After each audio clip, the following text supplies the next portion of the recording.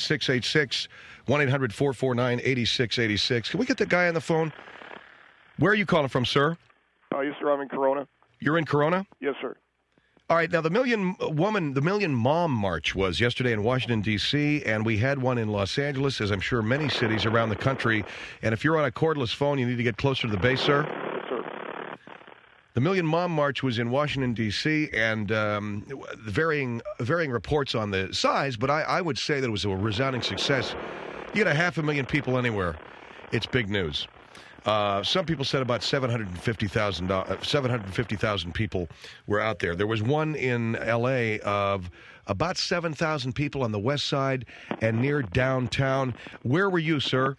Phil, I was caught in downtown Los Angeles. I was near the Union Station. You were near Union Station downtown? On Olivera Street.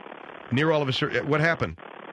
Well, I got caught up in this thing. I tried to talk to a police officer, but I got back my family. But I took my family. We live in Corona, and I took my family to L.A. this past weekend for a drive, just on Mother's Day drive. And I had parked the car at Union Station, and I walked. I wanted to get some film over on Olivera Street because they had a film kiosk over on Olivera Street. So you had driven the family into L.A. just for the day, huh? That's correct. I'll come in for Mother's Day. So it was a Mother's Day drive with how many kids? You got 2 kids? I have 2 children, yes, sir. And your wife? And my wife was with me. I had parked it over at Union Station. I wanted to get some film at a kiosk on Olivera Street, which is a very historic part of L.A., and we wanted to get some pictures, and I saw the film. I went over to see and to get some of the film, and I was trying to get across the street, and I got caught up in the Million Woman Parade that was going by. Well, they told me it was a Million Woman Parade going by. And all right, you parked your car at Union Station. You're trying to get across the street to Olivera Street, and the Million Woman March was going by. Now, this obviously weren't a million women out there, huh? Well, there was a substantial number of women out there. There was, they said later on about 7,000 women. But I was trying to get across the street. I got swept along, and anyway, I was swept along for about 3 blocks, and I tell you, I've got in a little bit of a panic, and I just want to say right now, I want to thank, first of all, a bystander who pulled me free. His name is Tim Jessup, and he lives in Northridge, California. I want to thank him very much. He and his family, they pulled me free. I also want to thank a security guard. Didn't even get his name, who also pulled me free, and I want to thank them so very much. It was a very, very difficult thing. Sir, you say that you were caught, you were trying to go across the street to get film, and you got caught in the middle of these marchers, and you were swept along for 3 blocks? I was in the middle. I almost panicked too. I remember being scared, but I remember telling myself, "It's going to be all right, Steve. Try to take some deep breaths. It's going to be all right." In the middle of the march, I got one of the signs was put in my hand, and I wrote down what the sign said. If you give me a moment, sir, I can get the sign. This was a sign that one of the marchers gave you? It was just put into my hand. Proud mom. It said something like proud to be a mom against guns. All right, so the sign that was put into your hands. So here you are going across the street to a film kiosk on Olivera Street. You get caught up in the million. How did you get it? How did you figure you're going to get across the street? They were on me before I knew it. It was relatively small. I don't know. It was relatively clear, and I didn't think there was anybody around. And I was going to cross the street. The light was green, and they just come on me. And I want to thank again the man who pulled me free, and also, excuse me. Yes, sir. Are you okay? It was pretty tough. All right, we are talking to a man from Corona. His name is Stephen Bosell. He was with his family in downtown Los Angeles yesterday. They were just taking a drive. They were going over to Olivera Street, which is a very historic part of L.A. It's the old Spanish part of Los Angeles, and also going by Union Station. He was going across the street to get some film, and apparently the Million Woman March was coming by.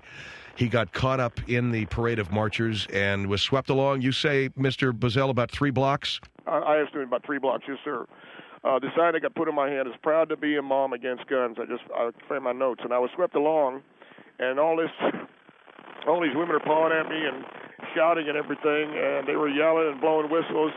And I have to tell you, and I knock on wood, that I was never drafted into the Vietnam, but that experience was as close to hell as I ever want to get. They started to turn the corner at Cesar Chavez, and that's when I was able to bust free. And again, I thank God. First person I want to thank, of course, is God on high. And I will thank Tim Jessup at Northridge and the security guard pulled me free. All right, the security guard and this Mr. Jessup pulled you free from the crowd. Were you in obvious distress? I was waving my arms. Trying to get out because I was the only man. There were other men there, but I was the only man in visible distress trying to get out. But you can well imagine there were 7,000 people sweeping you along, all blowing whistles and shouting. I made my way back to my car still carrying the sign because there was nowhere for me to put it in the trash can. I understand. So you still are holding onto the sign? That's correct. And as I approached the car, and I want you to imagine this, that I am dizzy, I'm nauseous, I'm disoriented, I am sweating, and as I approach the car, I hear my very own children, my own flesh and blood laughing at me. And I heard my son say, "Hey, Dad, happy Mother's Day," and "Daddy, you're my mommy." And "Did you enjoy your march, Mom?" And asked me, do I need to go and have hormone shots because maybe I'm now female? This is all being said to you by your children? All being said to me by my children. And they also said to my wife, "Mommy, do I have two mommies now?" All of this happened within the span of about, I would say I would give it 5 to 10 minutes, but it did not stop as we drove immediately back to Corona because I was completely shaken. I had been shaken by the experience. I was nauseous. I was disoriented. Have you been under a doctor's treatment? I did visit my doctor today, yes, and he gave me some pills for the nausea and for the disorientation. But, what is it that you've contacted your attorney about, and what is it that you contacted the news organizations about, basically? The first thing I want to say is the Million Women's March, because I got sucked up into it, not through any fault of my own. And the Million Women's March, I am against that because I'm pro-gun. I'm not anti-gun, and yet I was sucked up into it. At the time I was in the Million Women's March, I was given a sign, and then my children laughed at me because they thought that I was a female or that kind of thing. So I charged the organizers of the Million Women's March of humiliating me in front of my children. I charged the organizers of the Million Women's March of not being sensitive to the fact that I was pro-gun, not anti-gun, and yet I got sucked up into it and given a sign. And I also charged the organizers of the Million Women's March of creating a problem in my home, my marital bed. My wife and I made love last night, and and I was told by my attorney that I could say this on your radio program, sir. So what is it? My wife bit my nipples during lovemaking last night, and she had never done that before, and I believe that she was breastfeeding or otherwise saw me as female. Okay. Anything else, sir? Right now, that is what my attorney has told me to say, and he told me not to talk to anybody. Are you charging that because you were swept up into this Million Women's March, and by the way, this is the Phil Hendrie Show at 1-800-449-8686. Are you saying that because you were swept up into this Million Women's March, your children ridiculed you? My children, when I got back to the car, yes, Mr. Hendrie, because I told that also to your producer as well, that when I returned to my car, that the children were laughing. Now, you have to understand, the folks that are listening right now, this man was trying to cross the street, got swept up in a group of people in the Million Women's March in Los Angeles yesterday. Apparently a sign saying, I'm a mom against guns was thrust into his hand. He was swept along until pulled free from the crowd. He went back to his car. You were nauseated and disoriented. Is that correct? That is correct, yes, sir. He went back to his car nauseated and disoriented, and his children laughed at him and said that, "Are you my mommy now?" Now you're saying that during lovemaking last night, your wife bit your nipples, and she had never done that before. That is correct. And now you believe she sees you as motherly, as if she's breastfeeding. Is that correct? That is correct, yes, sir. And I had told my attorney that, and he had also been in touch with the doctors about it. So you want people to know about the Million Moms March as a result of this? That is correct, sir. And I hopefully, and knock on wood, hopefully I would get an apology or something from them. But I guess in this day and age, I guess people are allowed to laugh at you, and they don't get sued or nothing about that like that. All right, 1-800-449-8686. Here is Daytona Beach on the Phil Hendrie Show. Hello. Hello. I'd like to say something to Steve. Yes, ma'am. I'd like to say that you could have just simply passed the sign on to some other person. There's like 7,000 people, you said there. Yes, but I got swept along in the parade route. I was being literally jostled and swept along. I couldn't get out. Yes, I understand that, but what was your problem? There was like people next. I don't have any problem, ma'am. I was trying to get across the street to go to a film kiosk. I wanted to buy film for our camera. As I crossed the street, the Million Women's March or the Million Mom March come around a corner, and I got caught up in it. I don't know if you've ever been caught in a large crowd of people, but it's very difficult to get out of one once you've been sucked up into it. And that's why Mr. Jessup from Northridge had helped me out. Yes, I understand what you're saying. Well, just say to your son, just to understand to them, I did not do that on purpose, and it wasn't my fault that I did that. No, they were laughing and laughing. You're my mom. You're my mom. Hey, Mom, do I have two mommies? Look, there's my daddy who's in the Million Moms March, making all kinds of fun. Then my wife, I mentioned the lovemaking last night. That was very weird. Well, you know something? I have to tell you, it's not uncommon for a woman to do that. My wife had never done that. I don't know about you, but she'd never done that before. And I think it was very feminine or feminine of her to do that. Or she sees me as too feminine, I should say. Okay, ma'am, thank you. Okay, thank you very much. 1-800-449-8686. 1-800-449-8686. Steve Bosell from Corona, California, got, as he said, swept up in the Million Mom March, the one that was held in Los Angeles near Olivera Street. Apparently, he couldn't get free of the crowd. When he did, he was holding a sign that said, "I'm a proud mom against guns." His children made fun of him for being a mom. And then he says, making love last night, his wife, and I'm just going to quote him, "bit my nipples, and she'd never done that before, and now I believe she sees me as the mom and like she is breastfeeding," end quote. 1-800-449-8686, Phil Hendrie Show.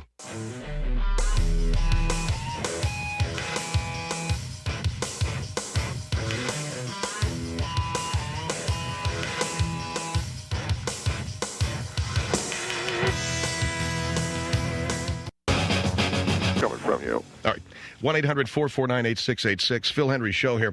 Speaking with Steve Bosell from Corona, California, who was on his way across the street to get some film at a kiosk on Olivera Street in Los Angeles yesterday. He got caught.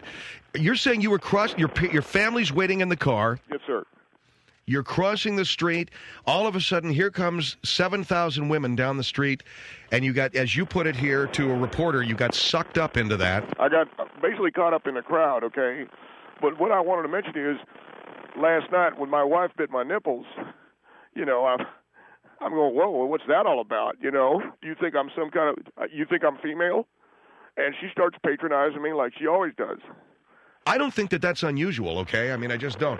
Anyways, Mr. Bosell was caught in a crowd of Million Mom marchers and got into a panic attack and then was made fun of by his kids because they called him Mom because he was in this Million Mom March. Here is San Antonio on the Phil Hendrie Show. Hello. Hello? Yes, hello. You're on the air, ma'am, on the Phil Hendrie Show. Yes, I'm just calling. I've been listening to this gentleman on the line, and I don't think he's feminine at all by no means. I'm also pro-gun choice, but I don't think he's feminine at all. I just really think he's a wimp, period. And how does that make me a wimp, ma'am? Because no one can make you hold a sign. They put the sign in my hand. The point is that my children, when I come back to the car, my children are saying, "Oh, here comes Mommy. He was in the Million Mommy March." Right. I did not go in that march by any choice. I was trying to go across the street. I got sucked up into it. And how old are your children? My son Steve Jr. is 12. My daughter Ashley is 9. So they're old enough to know better. So they were teasing you. Instead of being a man and laughing with them, you're a wimp. Oh, you think and you're that's crying. funny? Do you want to be called a man? You're not a man. You're a woman, right? That's right. But you know what? You want to be called a man? A woman wouldn't be acting as wimpy as you're acting by what happened with you. If you're one of these feminist, lesbian, or not lesbian, but I'm one of the feminists or whatever, and you hate men, I don't hate men. I want my children to respect me. Yes. And what's I all agree. this? Women Okay. Yes, okay. I agree. Okay. But then what's all the nipple biting? What is that supposed to be all about? maybe that's an intersexual thing that scares you. How come she's doing that after I was in the Million Mile March?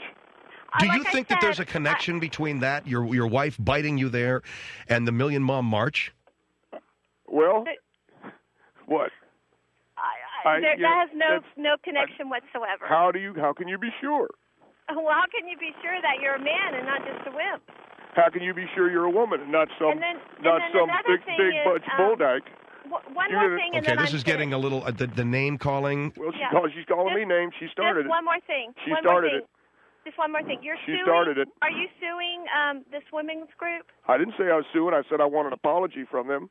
You want an apology, and if they don't apologize, because I was demasculated by them yesterday, and I was demasculated, and in front of my children. The only way you can be demasculated is by allowing them to, and that's what you've done. Well, you don't know anything about it. You weren't there. Did they have any kind of march, ma'am, in San Antonio yesterday? No. If they did, I wasn't aware of it. See, they don't. Yeah, she doesn't know. All right. Well, maybe I don't know. Okay. And like I said, I am pro-gun, but everyone has a right to voice their own opinion. You say you were demasculated by this. Yes, I do. I feel very deeply about it. All right, thank you for your call. 1-800-449-8686. Phil Hendrie Show, Inglewood. You're on the Phil Hendrie Show. Hello. Yeah, I have to say, this guy is a real pussy. I mean, he walks in the street, and all of a sudden you turn your head, everything's clear, you cross the street, and all of a sudden you're engulfed in all these women. No, that was coming around the corner. If you know downtown L.A., okay, you go near Cesar Chavez, there's a blind corner there, and all of a sudden I go across the street. All I wanted to do was get some film from... Let's go to Palm Beach on the Phil Hendrie Show. Hello. Hi, yeah. Yes, ma'am. I'm a nurse, and the guy that you have there, I have a feeling that he is kind of a wimp himself. Oh, here we go, all the name calling. Well, no, I don't mean it in that way. I'm a nurse, and I do know that you might need some psychological counseling. Why do I need psychological counseling when I deal with people like that all the time? And is there anything odd about the fighting go? Yeah. You know, your wife could have read about it in a woman's magazine. It's predominant in a lot of women's magazines. Biting a man's nipples? Spoke to other women about it previously. Are you supposed to? And it just happened at that time, and it was a coincidence. Let me ask you something. Are you supposed to suck on a man's nipples or what? Hey, listen, my boyfriend loves it. Okay. And he's very much of a man. I mean, and every man I've ever been with loves it. Have you ever told your boyfriend that he smells like fish? Because no, my wife did the same thing to me. I don't think he would, but I know a lot of women being a nurse. Hold on for a minute. You said that your wife said you smelled like fish? That's right. Did she tell you smell like fish? Yes, ma'am. Oh, well, then you might have. Did you have fish for dinner? Well, you know the only people that say that are guys when they're talking about their girlfriends. Well, no, that's not necessarily. Fish has Good a God. tendency to come out in the pores, honey. Well, so you need to realize that. Did you have fish for dinner, or had you had fish within 24 hours? So you're saying that the fish scent could come out in the pores of the skin? Yes, it can. That's why the Japanese people say we smell bad, and we smell like milk, then they smell more fishy than we do. Because it's known the only time I ever told anybody that they smelled like a tuna boat was my wife, and she had not been very hygienic. Okay, the woman asked you a specific question. We don't need to go there. Absolutely. That's kind of rude for you to be talking about your wife like that. I'm sorry, but she smelled. It was like the outhouse door on a tuna boat. Good God. I'm sorry, Mr. Hendrie. You asked me a specific question. I don't need the specifics like that, okay? And you know something? If you actually said that to your wife, man. What? Yeah, that she smelled like the outhouse door on a tuna boat? God. She could have had an infection, and you need to. That's more like a medical thing than anything. That's absolutely correct. But if a woman, that's a private thing between you and your wife. That's right. But she's going to have an infection. She ought to get it cleaned up before I'm sticking my nose around down there. Oh God. And reinfect her, honey. That's something you now you're blaming me. Now you're blaming me. And if you're going to let these women suck you up in a crowd, now you're blaming me on it. No, I'm not. I'm just saying you should have stayed across the street till they passed. And you know, and used a smarter way about it, or got on the phone and called the police while you're at the store. I couldn't get free. All right, hold the line. Thank you for calling Phil Hendrie Show, 1-800-449-8686.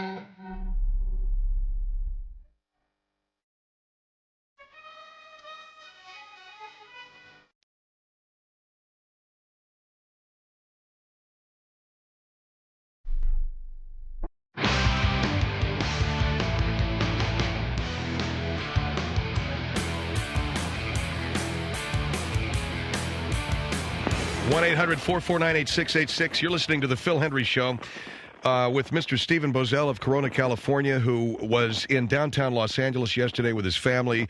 He left his car to buy some film at a kiosk across the street from Union Station. As he crossed the street, he got, in his words, caught up in the Million Mom March that was going on, kind of an ancillary march that we had in Los Angeles yesterday, as many cities have had. He was swept along for 3 blocks. He had a sign put in his hand that said, "I'm a proud mom against guns." When he was finally pulled free by an unnamed security guard and a guy by the name of Tim Jessup of Northridge, he walked back to his car. His children mocked and made fun of him for being in the Million Mom March. Additionally, his wife bit his nipples during lovemaking last night, which he thinks means that she sees him as motherly. And you say she commented on the fact that you smell like tuna. That's correct, sir. Now, your friend that you were in a bar with the other night, is this a good friend of yours? It's Roy Hutchins, who's a next-door neighbor of mine. And I asked his advice, and I will ask you what you think about his advice. He said that I should fake my... God damn it. Please watch your language. He said what? He said that I should fake my own death. Why? He said that I am so messed up, I ought to fake my own death and start all over again. And I find that offensive. I find that to be mental cruelty. And I told him that. And he lives next door to me. And the children painting your toenails with your wife's nail polish is kids being kids, okay? No, they painted my toenails to say, "Look at the daddy, he's a girl. Look at daddy, he's a girl." Excuse me? Okay, nothing. I'm fine. Here's Huntington Beach on the Phil Hendrie Show. Hello. Hi there. Yes, ma'am. I'm a well, you know, if you find this so amusing, I'm so Mr. tired of these whiny people filing these frivolous lawsuits. I'm not filing any lawsuit. I want an apology from the Million Mom March organizers that I was sucked up. I think you had psychological problems well before the Million Mom March. If you had a friend of yours say to you that you should fake your own death and start all over again, you know, if you were so humiliated and so distraught over this, why are you on radio announcing it to the world? Because I want the Million Mom March organizers to know what I went through yesterday at Olivera Street in Los Angeles, California. Well, you can do that without going on the radio. Well, you tell me where. Who do I talk to? Because these people are they're ducking me. Well, it sounds like your wife might need to be in counseling, too, for the things that she's saying to you. Excuse me, what? Do you have some kind of degree in psychological No, stuff?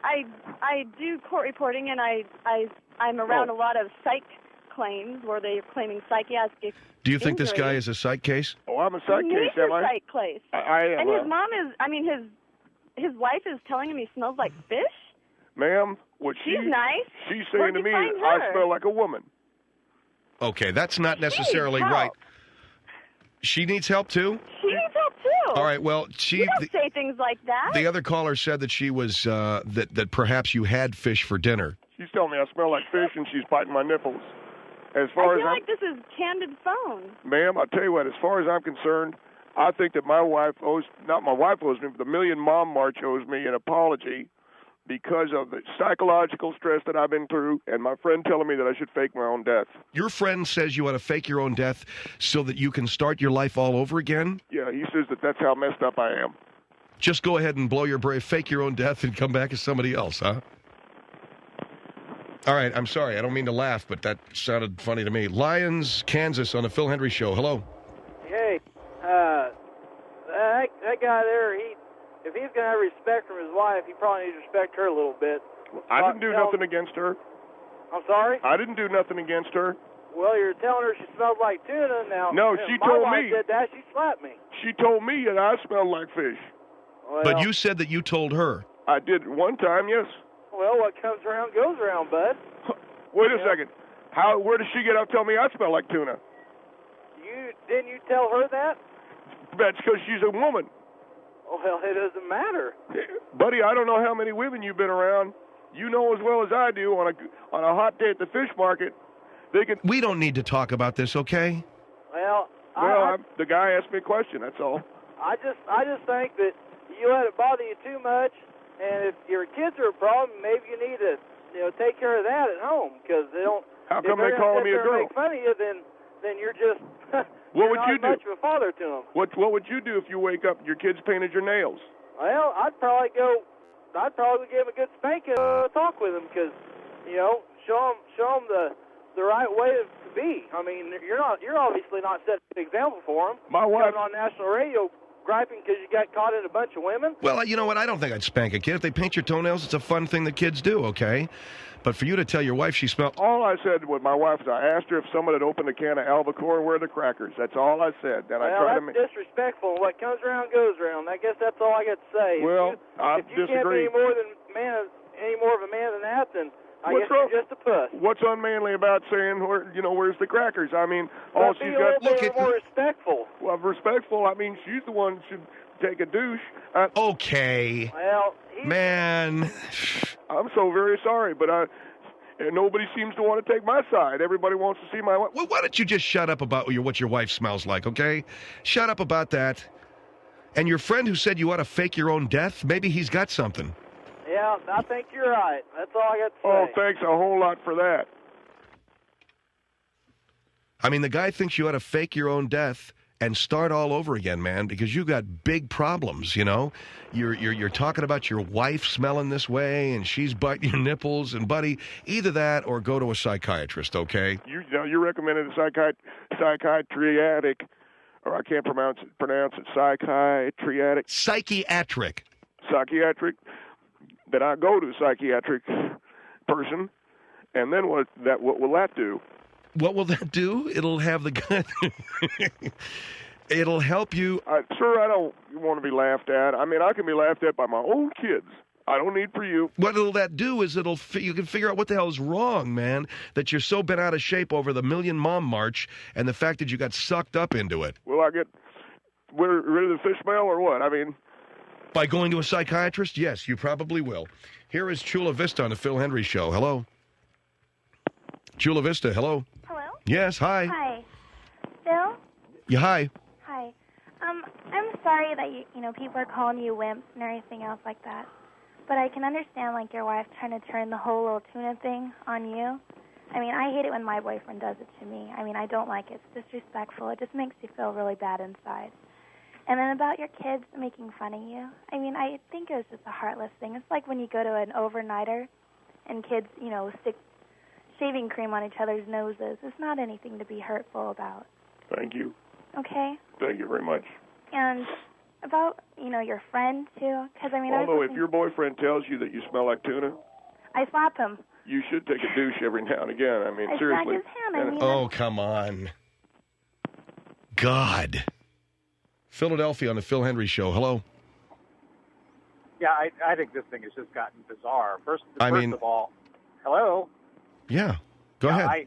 I don't understand this guy. I mean, he must have amazingly low self-esteem. If I got were in Los low self-esteem. All I wanted to do was go get myself some film, and I got sucked into the Million Mom. Listen, I have marched in marches in New York City and Washington, D.C., and I just don't understand being sucked into a march. Nobody's ever put a sign in my hand and forced me to carry a sign, and nobody's forced me to go 3 blocks where I wasn't man enough to get out of the parade. How do you know? How do you know because you were in those marches because you wanted to be, right? Now, if you wanted to get out of those marches, I've been in them enough to know how to get out of them. I mean, it just doesn't make any sense to me. Have you ever been in a march you didn't want to be in?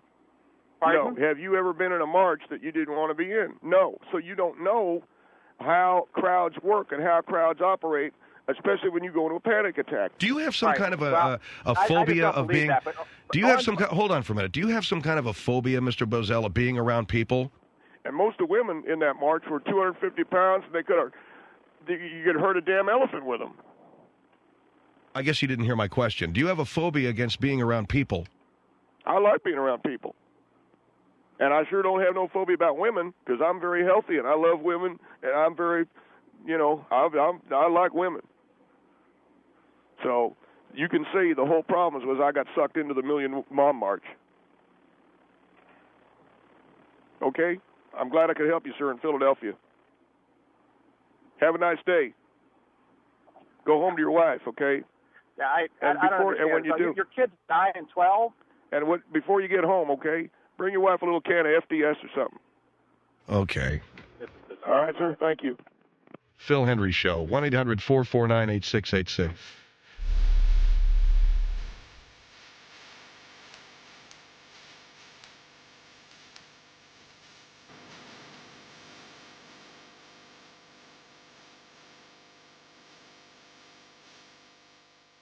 You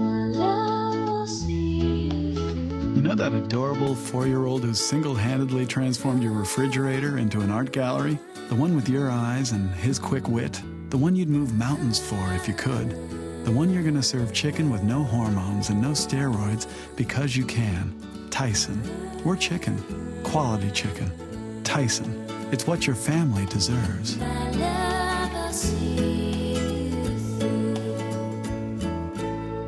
I'm 186. 192. 193. They all had cholesterol levels over 200.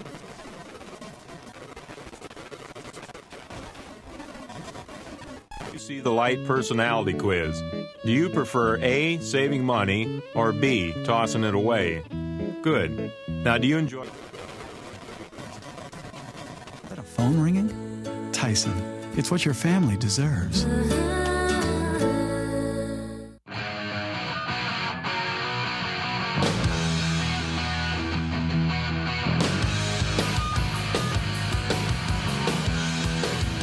Phil Hendrie Show, 1-800-449-8686. So a friend of mine came back from Death Valley with he went up to Death Valley for 5 days with his kids, went camping up there. And I said, like, it's in April, it's 95 degrees in the middle of the day. Can you imagine what it's like in Death Valley in July? They went to Death Valley. He went up there with his son and he and his buddy and their 3 sons. And they had a 4-wheel drive Suburban and they had a 4-wheel drive Jeep. Now get a load of this. So they're off-roading. They go off the main highway, whatever the main highway is, through the Death Valley Monument. I don't know what it is. But you are not allowed to light a campfire anywhere within 2 miles of a maintained road in Death Valley.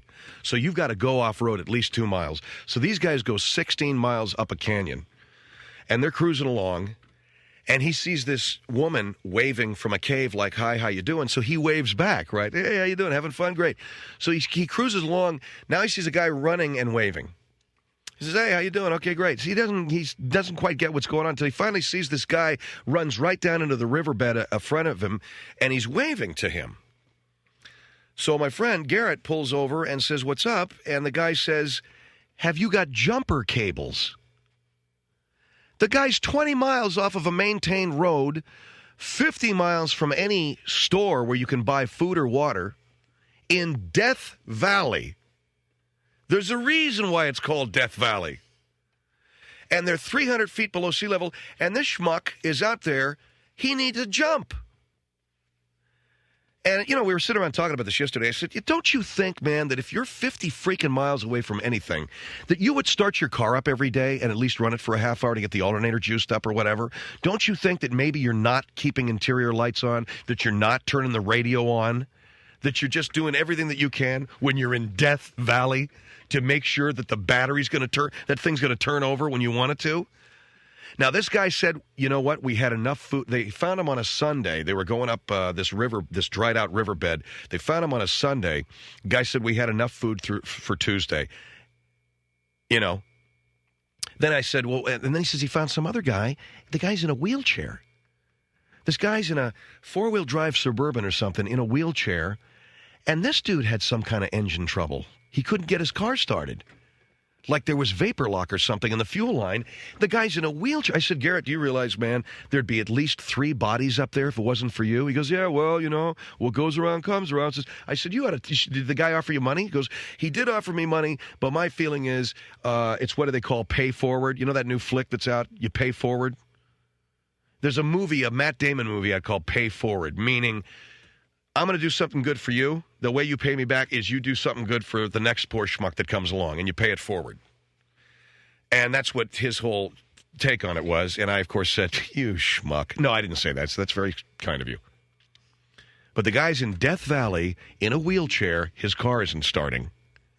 Just wheeling his way through the sand. Because, they'd find a chair with bones in it.